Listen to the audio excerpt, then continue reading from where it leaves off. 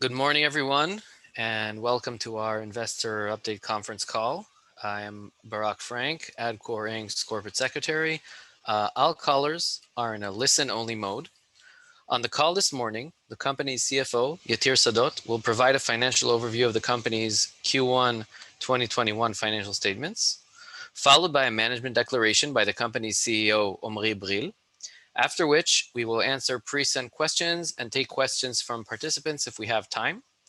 I would like to take a moment to remind participants of the safe harbor statement. This conference call contains certain forward-looking statements, including statements about the company. Wherever possible, words such as may, will, should, could, expect, plan, intend, anticipate, believe, estimate, predict, or potential, or the negative, or other variations of these words, or similar words or phrases, have been used to identify these forward-looking statements. These statements reflect management's current beliefs and are based on information currently available to management as of the date hereof. Forward-looking statements involve significant risk, uncertainties, and assumptions. Many factors could cause actual results, performance, or achievements to differ materially from the results discussed or implied in the forward-looking statements. These factors should be considered carefully, and listeners should not place undue reliance on the forward-looking statements. Although the forward-looking statements contained in this call and the financial results press release are based upon what management believes to be reasonable assumptions, the company cannot assure listeners that actual results will be consistent with these forward-looking statements.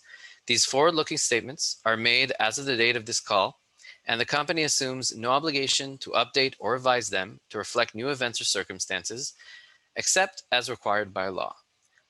I will now turn the call over to Yatir Sadot, Adcore CFO.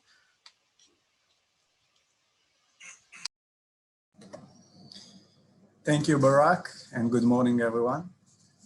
Before beginning the financial overview, I would like to remind you that the following discussion will include GAAP financial measures as well as non-GAAP results. All amounts will be presented in Canadian dollars. I will start with a brief review of Adcore's balance sheet as of March 31st, 2021. Our balance sheet remains strong. Total working capital of 8.8 million compared to 7.8 million at December 31st, 2020, an increase of $1 million or 13%. We also started the year with 11.7 million of cash and cash equivalents, and as of March 31st, 2021, cash and cash equivalents were 11.5 million. The decrease in cash balances is mainly attributable to exchange rates between the periods. USD balances increased from 8.7 to 9.1, an increase of 5%. Total warrants liability went down from 867,000 to 75,000 due to warrant exercises that occurred during the first quarter of 2021. We still have a significant low debt. We don't hold any material debt as of the balance date.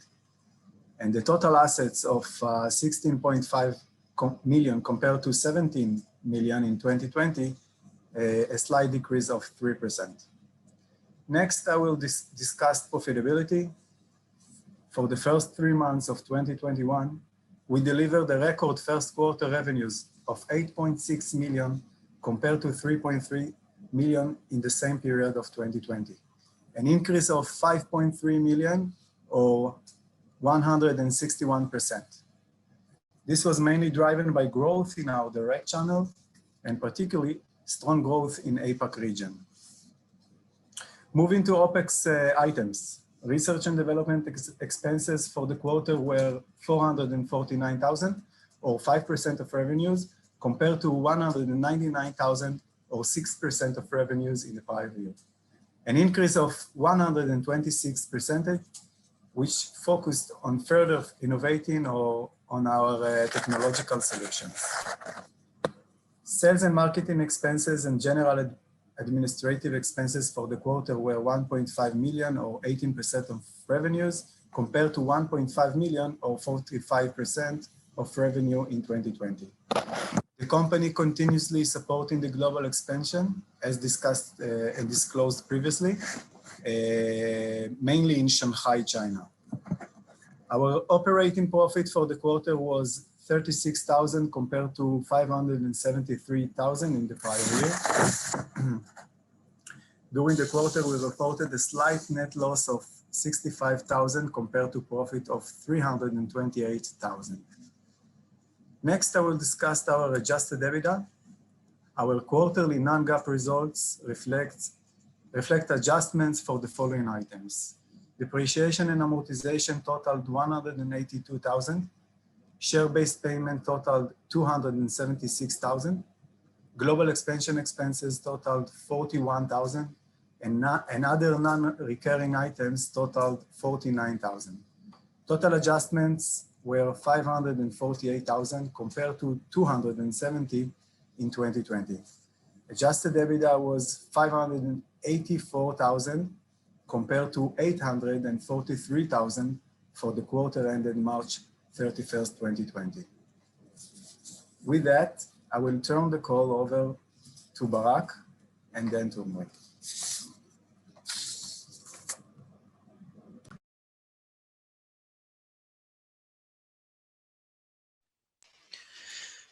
Thank you very much, Yatir. As previously discussed, I will now pass the mic over to our CEO, Omri Bril, who will give a short declaration of management, followed by a Q&A session. Omri? Yes. Thank you so much, Barak and Yatir, for a wonderful presentation and a very clear presentation of the earning report. For us, it was a phenomenal quarter, obviously. Revenue grew by 161% to a quarterly record, I would say, of $8.6 million. And for Adcore now moving forward is going to be mainly about growth and land grab. So we want to continue growing. Top line is the key metrics that the company look at right now. And obviously the company want to make sure that as it's growing, it's also growing its market share and basically gaining more land. And the main driver for this phenomenal growth, I would say, e-commerce activity remaining very high. We saw the same type of momentum that started in the second half of 2020. Due to COVID or post-COVID, basically continue well into Q1 2021, and the company is optimistic that the same level of activity or even stronger level of activity can carry into Q2 2021 and even beyond moving forward in the quarters in 2021. So e-commerce is the number one driver, but another very important driver for this phenomenal results were the international expansion of the company.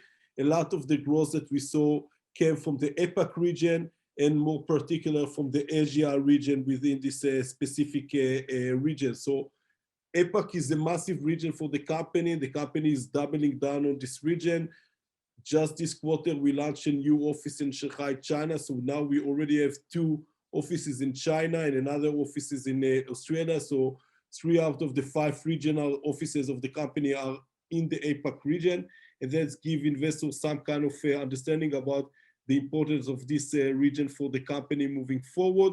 I would say that in Asia, there's a lot of opportunities for the company, and also the company technologies, I would say, more essential for customers within this specific region, especially if they're coming from mainland China. So a lot of the activity or the technologies, it's very accessible for clients outside of China, are not accessible if you are in mainland China. And Adcore is in a way a bridge for this type of clients, direct to consumer type of clients that looking to advertise in the West and getting a market share in the West, basically, and they can help get helped by the Adcore technology. So again, e-commerce number 1, international growth number 2, and APAC and Asia within APAC is leading the way.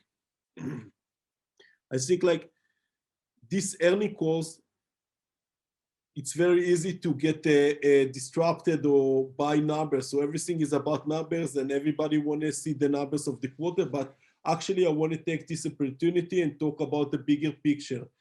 and about strategy and about where this company is going moving forward. Because currently, Adcore is already $100 million company, but we don't have any plans to stop here. In a sense, we want to be a much bigger company. We want to build $1 billion and even $1 billion plus company. And in order for the company to do so, the company need to invest more, and the company need to do more innovative stuff as well. So that's something that's going to be mandatory moving forward. And when we talk in innovation, we're not only talking technology. So every day I ask my employees to be innovative in a sense and come with new initiative. So for us, it's not only technology. Obviously, technology as a tech company is leading the way, but innovation is about everything that we do. What market are we going to penetrate? What type of new line of business are we going to open? And that type of spirit, basically, that's what helped grow the company for a small boutique company to 100 million public company we are today. And that type of spirit going to help build the company moving forward to $1 billion company. And this is exactly what we're looking to get. And I know that some investors might be a bit worried about profitability and the fact that the company, let's say if we compare it quarter over quarter, wasn't as profitable. But for me as the CEO, if you're going to build a $1 billion company, then investors should look the same. Shouldn't we open the Shanghai office in Q1 2021? Shouldn't the company double down on R&D and investment in order to build a new generation of the Adcore technology? So if you think that the answer is no, and the company shouldn't invest this and basically be a much more profitable company, then we don't see eye to eye, because as far as we're concerned, the company, if any, need to invest more. And for us, it's okay as a company with a strong balance sheet, basically to, I wouldn't say ignore profitability, but not put profitability as the focus of our attention, and focus more and more in growing the company and basically land grab as well, obviously. So that's going to be the spirit of Adcore moving forward. And if investors should criticize the companies, they should criticize the company why it didn't took more bold moves, why it wasn't as innovative as it should be, and why it didn't invest more and open new offices in new regions as well. So for us, that's going to be the foundation of the new $1 billion Adcore, and this is what exactly we are trying to build and achieve.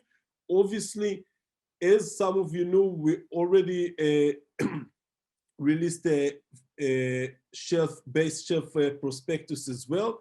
So that's going to be important part of the company future growth. Obviously, this shelf prospectus is going to be good for the next 2 years. So not all the potential sums that we put in this prospectus is going to be used in day one. And I can assure investors that as the biggest and larger shareholder, we're not going to over raise capital. So if we're going to raise capital, it's going to be only because we can think we can benefit from this capital, and we're going to have a good use of proceeds for this capital. So again, moving forward for Adcore, it's more about top line, more about growth, more about investing, and the company should worry about profitability in a later stage. That's the way we see it. If investors are going to look for more maybe profitable company, maybe there are more profitable company, but I think like most of the Adcore investors expect Adcore to be more aggressive, building its market share, and this is exactly what we plan to do. Adcore today is a big, small company, but we are a very small, big company in a sense. So we have a huge headroom to grow. And this is exactly where we're going to take the ship moving forward. So again, thank you, Yatir, for the presentation. Thank you, Barak. And I think that's a good opportunity maybe to switch to the Q&A session of this earnings calls. Definitely. Thank you very much, Omri. So before diving into the questions, I just wanted to take the opportunity to thank everyone for sending in their great and varied questions ahead of time and during the call. We had some questions that were a bit repeated, so they've been consolidated into one. But still, if someone feels their question, and we'll try to address as many as possible, but if someone feels that their question wasn't addressed, please reach out to any of our IR contacts or invest@adcore.com, and we would be happy to address them separately. So I'm gonna go into the questions right now that we have all them here. Okay, so Omri, what is the largest challenge Adcore is facing given its current triple-digit revenue growth?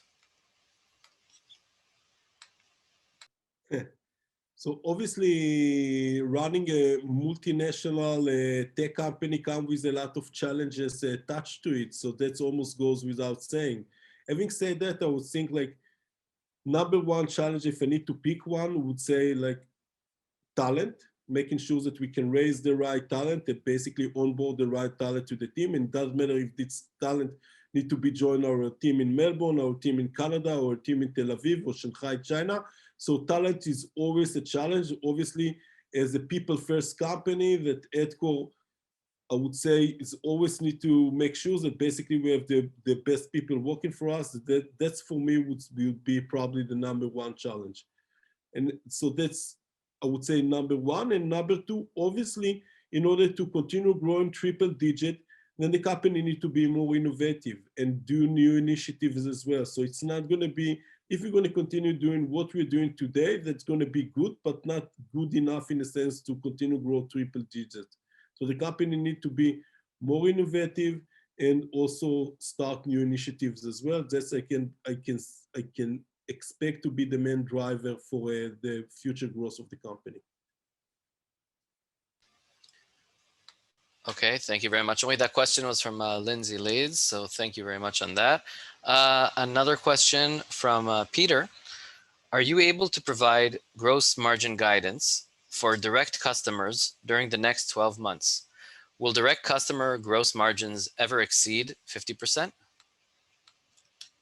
Okay. So thank you, Peter, for the question. I would state the following. The company, as of today, don't give guidance, revenue guidance or gross margin guidance, but I can comment the following. For the long run, the comfort zone of the gross margin of the company should be 50% or around 50%. And that should be a doable task for the company. I would say it might take time with the level of direct client activity and e-commerce activity going on, but what investors should look at is the company is moving in the right direction. If gross margins are improving and going in the right direction, then I think that can be a very positive indicator for the investors that the company is sensitive for the gross margin and basically is building its way in order to be back at the right 50% gross margin norm. So that would be my first comment. And my second comment would be that if we move along, a lot of clients now obviously come to the company and say, do it for me type of business model. So Adcore going to be the principal, Adcore going to do the media buying for me, Adcore going to do everything for me. But with time, as the client get more comfortable with everything, with the technology and everything, we can slowly switch them to do it yourself business model. And then obviously it's come with a much better gross margin as well. So it's going to take time, but I think with the level activity of direct client and with the time it's going to be converting at least some of them to do it yourself type of business model, then I'm convinced that the company can go back to around 50% gross margin norm. Thanks, Omri. A question from Rob Goff from Echelon Partners. Could you discuss your end client mix? Is it still 90% e-commerce? So thank you, Rob, for your question. As an edtech for e-commerce client, it wouldn't come to anyone as a surprise that actually more than 90% of the company business as of today are e-commerce businesses. And this is exactly where we want to be. This is exactly where we're going to build the technology for, what we built the technology for, and we will continue building out the technology for. And the company is, I would say, not a typical generic edtech company, but more of a industry-specific e-commerce related company. And this is put Adcore in a very interesting space, actually.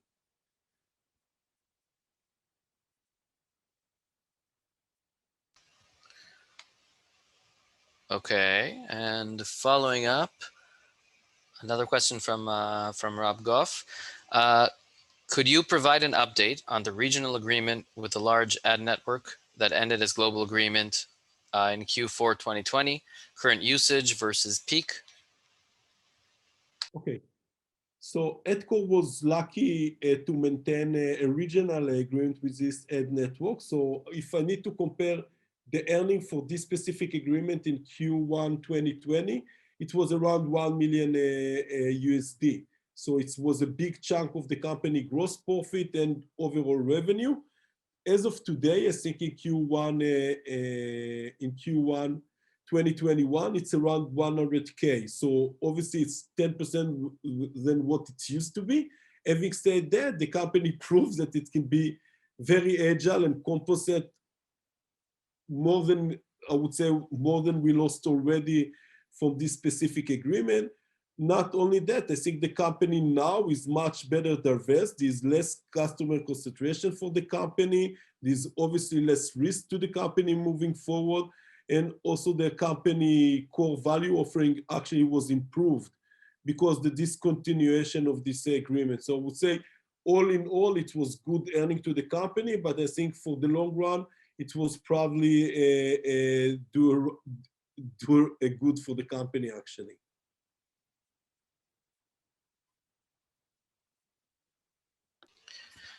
Great. Another question from Lindsay Leeds. Can you give us any indication of how many of the customers in China we are converting from other platforms versus bringing them for the first time into the e-commerce space to target the markets of Western countries? Okay, so that's a great question actually. I would say the following. Probably 100% of the Chinese customer already have some type of activity in Amazon. So that's going to be the first go-to market or the first ad network choice for a Chinese direct-to-consumer type of business. And then some of them that's going to start to work with Adcore at only Amazon. So in a sense, Adcore is the first gateway for them to start working on Facebook and Google and a similar platform. And some of them might have some kind of a past experience working on Google and Facebook, but probably it wasn't significant, or at least not in a significant amount. So I would say all of them already probably working on Amazon. Some of them did some activity on Google and Facebook, but for many of them, it's going to be the first time working with Adcore. They're going to do Google and Facebook and similar ad networks. Great. Thanks, Omri. And another question, can you give us an update on the OTC listing process? What are we currently waiting on? So thank you for the question. So the good news that last week, I think we already got the approval for our application for FINRA. So that's the first stage, but that's the most critical stage. And this is the stage that usually takes the longest time. So that's already been achieved. And I think like the next step now is basically finalize the application and get the dual listing up and running. This can take anything in a normal times between 3 to 6 weeks. Having said that, and the feedbacks that we are getting from the lawyers, that basically there's a backlog of application now.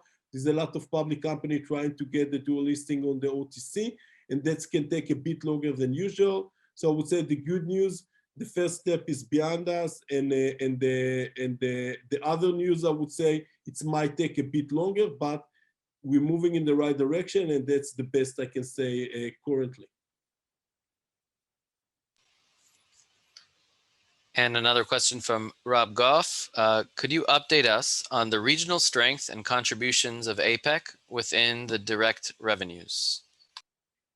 Okay, so I would say for overall revenue, and the direct obviously is a large portion of the overall revenue. The APAC region was around 85% of the total revenue. So that's by far currently the largest region. This is also the region that we have the most amount of offices operating. So we have the Shanghai office, we have the Hong Kong regional headquarter office, and we have the Melbourne, Australia office as well.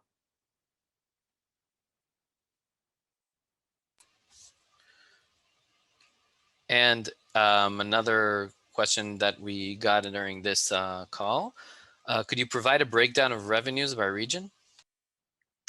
Yeah, so we already stated that 85% of the revenue come in this quarter from from the APAC region, and I think the next big quarter was the EMEA, region was the EMEA region after that. Perfect. And moving on to some finance related questions. Are you planning on raising capital in the near term?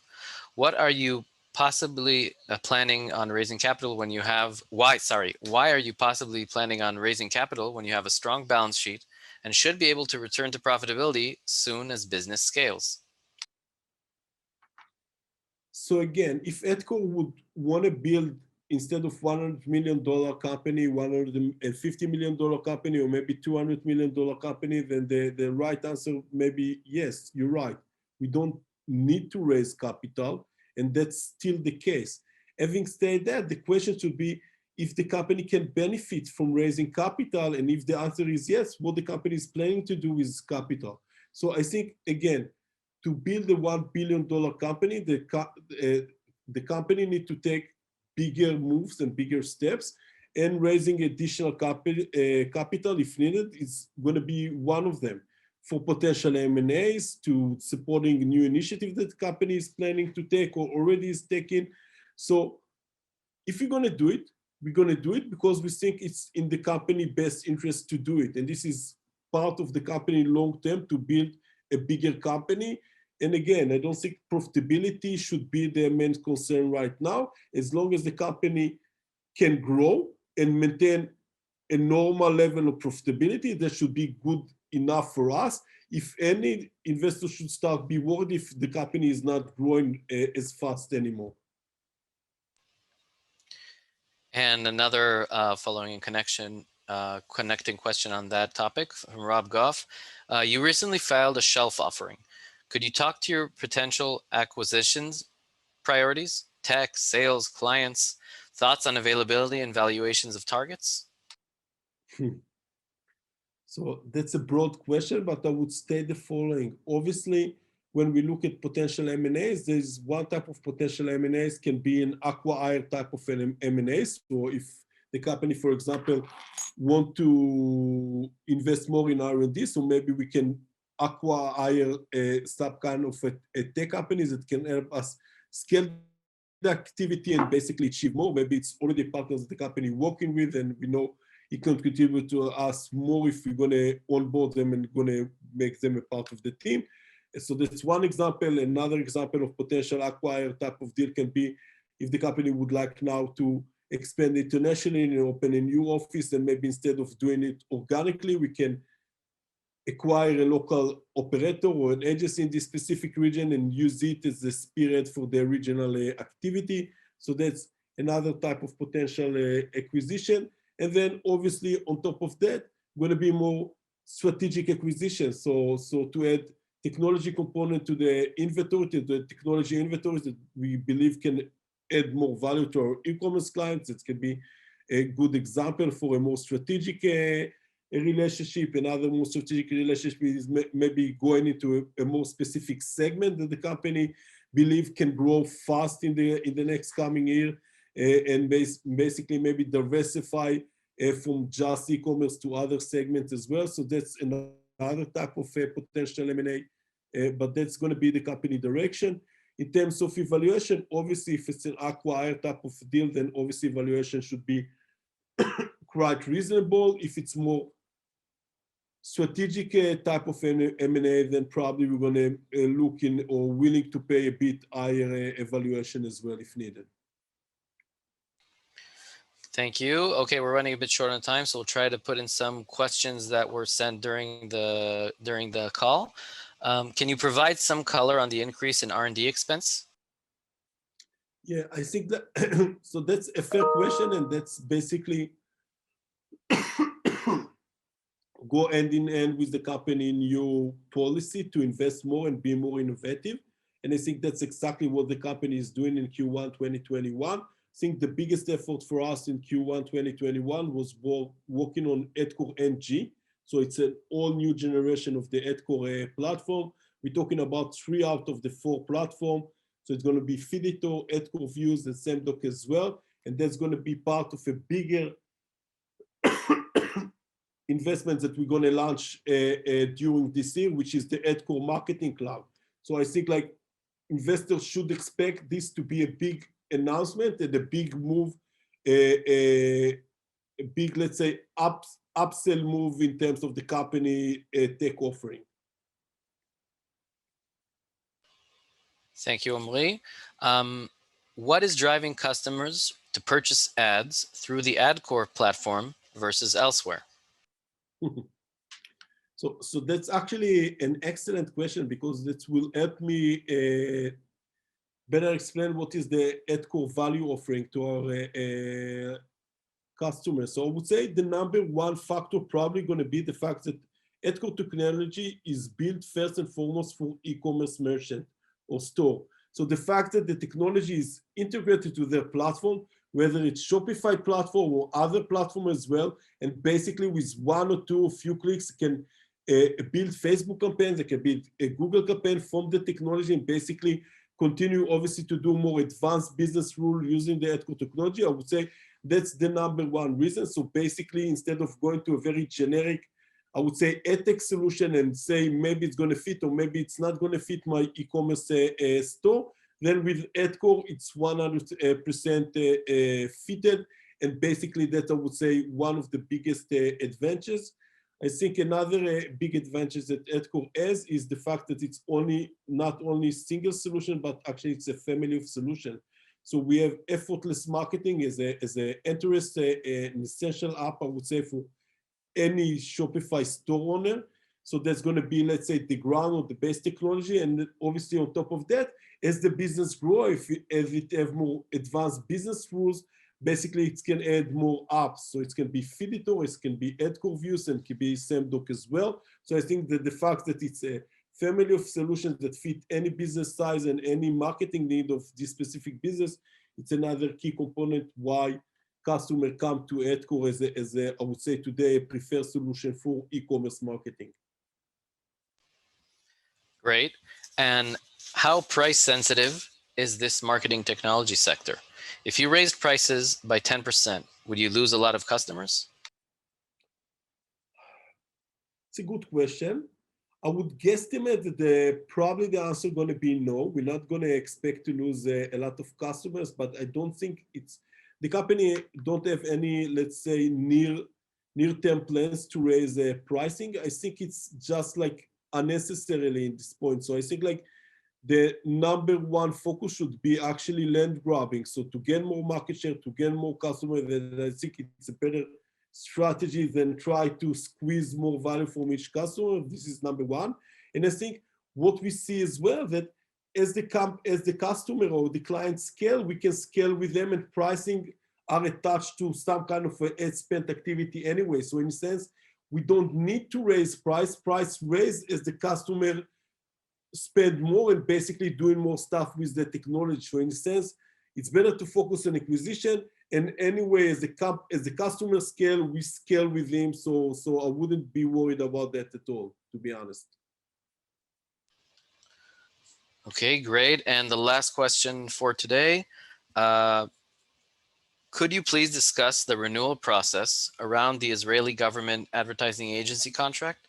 How should we see it across the year?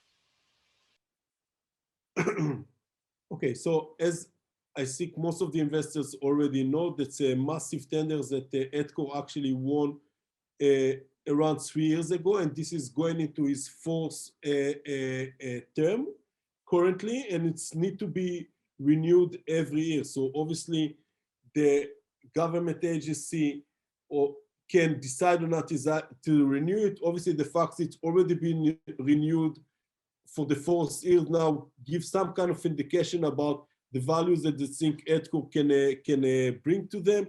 And obviously what the company expects that in the second half of 2021, we're going to see a slow but steady return of tourism activity, and that also should take an impact on this specific tender as well.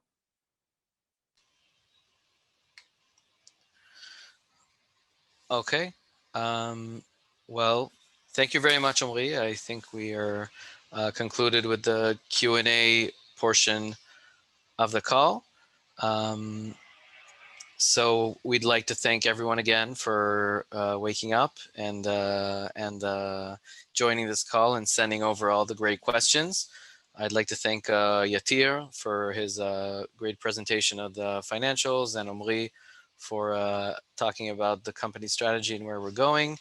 And want to wish everyone have a great day, and thanks again.